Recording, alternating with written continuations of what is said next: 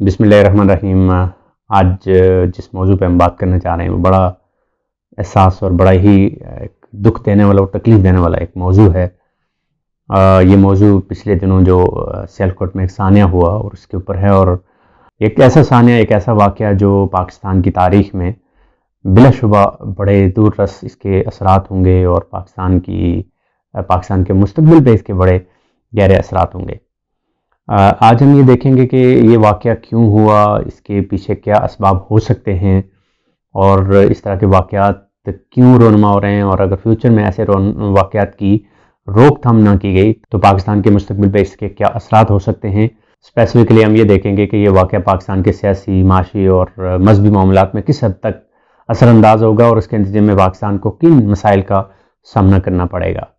سب سے پہلے تو یہ ماننا پڑے گا کہ یہ واقعہ پاکستان کی تاریخ کا ایک سیاہ ترین باب ہے۔ اللہ کرے پاکستان کی عدالتیں اس واقعے کی غیر جانبدارانہ تحقیق کر کے اصل جو کہانی ہے، جو اصل واقعہ ہے، جو اصل مجرم ہیں ان کو سامنے لائے، اور اس کو ایسی سزا دی جائے، ایسی کڑی سزا دی جائے کہ آئندہ کوئی ایسا کرنے کا نہ سوچ سکے۔ اور اللہ کرے کہ عدالتیں ہماری اس لیول پہ چلی جائیں کہ وہ انصاف کر سکیں۔ بدقسمتی سے ہمارے ملک کی عدالتیں مراعات کے اعتبار سے، پیکیجز کے اعتبار سے دنیا کی ٹاپ کی جوڈیشریز میں آتی ہیں، عدالتی نظام میں آتی ہیں، 7ویں 8ویں نمبر پہ آتی ہیں، لیکن المیہ یہ ہے کہ ہمارے انصاف اور فوری انصاف تو دور کی بات، انصاف ملنا ہی ناممکن ہے، اور اس اعتبار سے پاکستان دنیا کے میرے خیال میں باٹم میں آتا ہے۔ فی الواقع اتنا ہی ہے کہ ان مشتعل نوجوانوں نے ایک چھوٹے سے واقعے کے اوپر ریئیکٹ کیا، اور اس کے نتیجے میں ہو سکتا ہے یہ بھی ہو، کیونکہ جس طرح سے ہمارے ہاں ایک ججمنٹل اپروچ آتی چلی جا رہی ہے، اور جس کے نتیجے میں ہم فوری دوسرے فرد کے بارے میں رائے کام کرتے ہیں، اور فوری فیصلہ سناتے ہیں، اور خود ہی عدالت لگاتے ہیں، اور خود ہی منصف بن جاتے ہیں۔ یہ ایک ہماری سوسائٹی کا ایک المیہ ہے کہ ہم دوسرے فرد کو صفائی کا، دوسرے فرد کو بے گناہی ثابت کرنے کا موقع ہی نہیں دیتے۔ حالانکہ اسلام ایسا کبھی بھی نہیں چاہتا کہ آپ کسی فرد کی میں نہیں کہتا کہ اس نے نہیں کیا ہوگا، ممکن ہے کیا، اور جو واقعات آ رہے ہیں اس میں تو یہ ہے کہ ایک سٹیکر لگایا گیا تھا، سٹیکر پہ بھی شاید لبیک یا حسین لکھا تھا، اور وہ سٹیکر اس نے اتار دیا، اور اس پہ یہ ہجوم مشتعل ہو گیا۔ میں یہ نہیں کہہ رہا کہ لوگوں کو کھلی چھٹی دے دینی چاہیے کہ وہ جو چاہیں کرتے پھریں، یقیناً اس کا بھی انتظام ہونا چاہیے، عدالتیں اس کو بھی میک شور کریں۔ اور واقعی ہمارے یہ بھی ایک پرابلم ہے کہ توہین عدالت کے اوپر کوئی معاملہ ہو تو اس کو تو عدالتیں بڑی سیریس لے لیتی ہیں، لیکن توہین رسالت یا توہین مذہب کے اوپر کوئی بہت زیادہ سیریس نہیں ہوتی، اور ماضی میں بھی ایسے واقعات اس لیے ہوئے، بہت سالڈ کوئی اس پہ نہ تو لائے عمل بنایا گیا، نہ سزائیں دی گئی۔ اور دوسری طرف ہمارے ہاں جو مذہبی طبقہ ہے، ایک پرابلم تو یہ آ رہی ہے، اور یہ مذہبی جو میں کہنا چاہ رہا تھا کہ پاکستان کے مذہبی جو معاملات ہیں اس پہ بہت گہرے اثرات اس کے یہ ہوں گے کہ پہلی بات تو ہے کہ مذہبی سینٹیمنٹس ہے وہ کم ہو رہا ہے پاکستان میں، اور جو کم ہے وہ شدت کی طرف جا رہا ہے۔ اور آپ یہ دیکھتے ہیں کہ ساری مذہبی جماعتیں، جتنی مذہبی سیاسی جماعتیں ہیں، ان کا جو ووٹ بینک ہے وہ دن بدن کم ہو رہا ہے، اور اس وقت مذہبی سیاسی جماعتیں شدید دورائے پہ کھڑی ہیں کہ ایک طرف تو ان کا مذہبی سینٹیمنٹ ہے، اگر اس کو وہ پروٹیکٹ کرتی ہیں، اس کو پرولونگ کرتی ہیں، تو وہ پبلک کی آواز نہیں بن پاتی، پبلک ان سے دور ہوگی، اور اگر وہ اس کو چھوڑ کے اس کی طرف جاتی ہیں تو جو ہمارے ہاں مذہبی زیادہ لوگ ہیں وہ اس کو بالکل انہیں اس سے نکال دیں گے کہ مذہبی جماعت ہے ہی نہیں ہے۔ تو ایک بڑا پرابلم ہے پاکستان میں کہ ہمارے رواداری ختم ہو رہی ہے ہمارے ہاں۔ اور یہ مسئلہ کیوں ہے؟ مسئلہ اس لیے کہ جب تک آپ کو یہ جو دین اور دنیا کا کنسیپٹ ہے اس کو ختم نہیں کرتے، اسلام نے کوئی دین اور دنیا کا کنسیپٹ نہیں دیا کہ یہ دینی تعلیم ہے، یہ دنیاوی تعلیم ہے، یہ دینی ادارے ہیں، یہ دنیاوی ادارے ہیں۔ اس کو جب تک ایکسٹریم میں لانے کی ضرورت ہے، اور سارے، یعنی میں کہتا ہوں کہ جہاں پہ اگر آپ مدارس کے اندر انگلش سائنس میتھ پڑھا رہے ہیں تو وہاں پہ آپ قرآن، سیرت اور اس طرح کی چیزیں آپ سکولز کے اندر بھی پڑھائیں، تاکہ ایک مذہبی ہم آہنگی پیدا ہو، ایک انڈرسٹینڈنگ ڈیولپ ہو، دونوں کا لیول قریب قریب ہو۔ ایک دنیا کی علوم میں بہت آگے ہے، اسے مذہب کے بارے میں کک پتہ نہیں ہے، اور ایک مذہب میں بہت آگے ہے، اسے دنیا کے علوم کے بارے میں کک پتہ نہیں ہے۔ اس کی وجہ سے پولرائزیشن ہو رہی ہے، اس کی وجہ سے جو درمیان ملا اور مسٹر کی جو تقسیم ہے وہ زیادہ بڑھ رہی ہے، اور یہ 1857 کی جنگ آزادی کے بعد کے سارے معاملات میں، اس سے پہلے تو یہ نہیں تھی۔ تو اس کے اوپر بھی گورنمنٹ کو سوچنا چاہیے، اور پورے ملک کی تمام سیاسی اور مذہبی پارٹیوں کو سر جوڑ کے بیٹھنا چاہیے. اس کا ایک دوسرا نقصان جو مذہبی حوالے سے ہو سکتا ہے کہ انٹرنیشنل پریشر آپ کے اوپر آئے گا اور توہین مذہب اور توہین رسالت کا قانون ختم کروانے کے لیے پوری کوشش کی جائے گی کہ اس قانون کی وجہ سے یہ مسئلہ ہو رہا ہے. حالانکہ قانون کی وجہ سے یہ مسئلہ نہیں ہو رہا. قانون تو لوگ ہاتھوں میں لے لیتے ہیں اس لیے کہ انہیں قانون پہ اعتماد ہی نہیں رہا.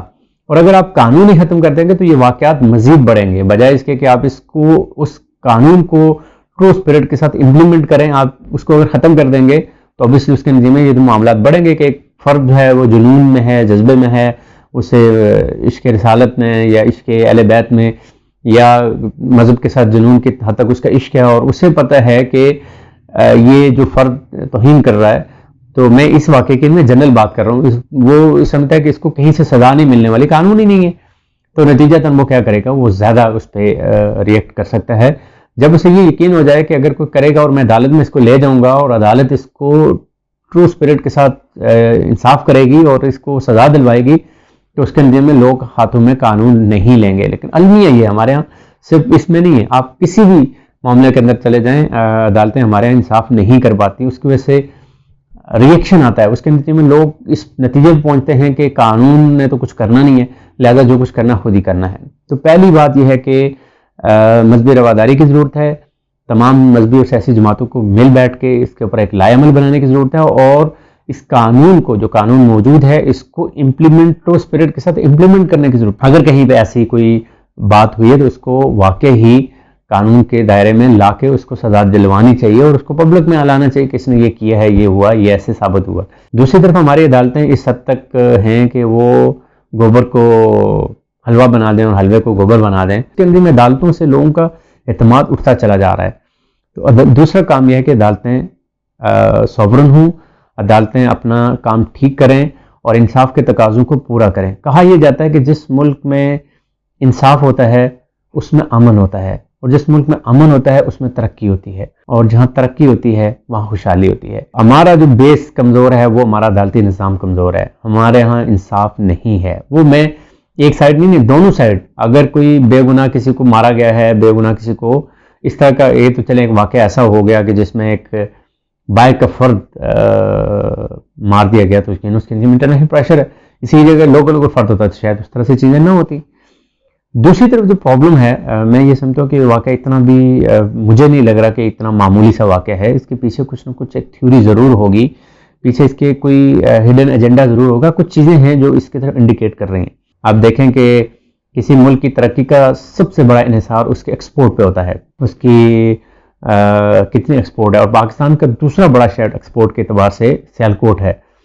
سیالکوٹ کے اندر ایک فیکٹری کے اندر، اور فیکٹری بھی آپ کو پتا ہے اسپورٹس کا سامان بنانے والی تھی، اور پاکستان دنیا میں اسپورٹس کا سامان بنانے میں، اور بالکل سیالکوٹ کا شہر سے اسپورٹس کا سامان بنانے میں دنیا میں ایک بڑا نام رکھتا ہے، اور اس کے ساتھ سرجری کے آلات بنانے میں ایک بڑا نام رکھتا ہے. سیالکوٹ میں ایک باہر کے بندے کے ساتھ اس طرح کا واقعہ ہونا دنیا کے اندر ایک میسج دینے کی کوشش ہے کہ پاکستان ایک محفوظ ملک نہیں ہے. یہاں سرمایہ کاری کرنے کی ضرورت نہیں ہے. یہاں جاب باہر سے کوئی فرد جا کر جاب نہ کرے. اس کے نتیجے میں کیا ہوگا؟ ملک میں مزید معاشیات اس کی کمزور ہوگی، اس کے نتیجے میں ایکسپورٹ آپ کا کمزور ہوگا، اس کے نتیجے میں انٹرنیشنل آپ کا جو پوسچر ہے وہ خراب ہوگا. اور دوسری چیز یہ آپ دیکھیں کہ سیالکوٹ کے بعد دوسرا جو بڑا پرابلم ہے کہ سری لنکن شہری کو کیوں؟ اس لیے کہ سری لنکا کے پاکستان کے ساتھ ایک خاص تعلقات ہیں، اور انڈیا ہمیشہ سے یہ کوشش میں رہا ہے کہ پاکستان اپنے جو اس کے پڑوسی ممالک ہیں وہ زیادہ اس کے کیمپ میں جائیں رادر دن کو پاکستان کے ساتھ. اور آپ افغانستان میں بھی دیکھتے ہیں، باقی جگہوں میں بھی دیکھتے ہیں. تو ہمیشہ سے انڈیا کی کوشش رہی کہ وہ پاکستان کو ایسولیٹ کرے. تو عین ممکن ہے، میں نہیں کہتا کہ یہ اس وقت قبل از وقت ہوگی بات کہنا، لیکن اس کی تحقیق ہونی چاہیے. عین ممکن ہے اس کے پیچھے کوئی اور سازش بھی ہو جس کو جانچنا، بے نقاب کرنا ضروری ہے. اور اگر ایسا نہیں ہے اور یہی اصل مجرم اور ملزم ہے تو ان کو کڑی سزا ہونی چاہیے. اصل پرابلم تو یہ کہ ملک کا قانون ہی غیر اسلامی ہے، اس پہ تو کوئی بات نہیں کر رہا، سود پہ کوئی بات نہیں ہو رہی اس طرح سے، اور ملک کے قانون کو اسلامائز کرنے کی کوئی بات نہیں ہو رہی. تو ہمیں ویسے تو قوم مل کے سوچنا ہے، اور پاکستان کے مستقبل کو اگر سیکیور کرنا ہے، فیوچر کو سیکیور کرنا ہے، آنے والی نسلوں کے فیوچر کو سیکیور کرنا ہے، تو ہمیں کچھ چیزوں کو مل بیٹھ کے سوچنا ہوگا اور اس پہ لائے عمل بنانا ہوگا. بہت شکریہ آپ سارے لوگوں کا اس امید و اس دعا کے ساتھ کہ اللہ تعالیٰ اس ملک کو آباد رکھے، شاد رکھے، اور سبز ہلالی پرچم ہمیشہ سر بلند رہے، اور اس ملک میں اللہ کا قانون ٹرو اسپرٹ کے ساتھ، اور جو مدینہ کی ریاست کا نعرہ ہے یہ ٹرو اسپرٹ کے ساتھ اس پہ امپلیمنٹ ہو سکے، اس کے لیے سارے لوگ کوشش کریں اور اس کے لیے سارے دعا کریں۔ بہت شکریہ۔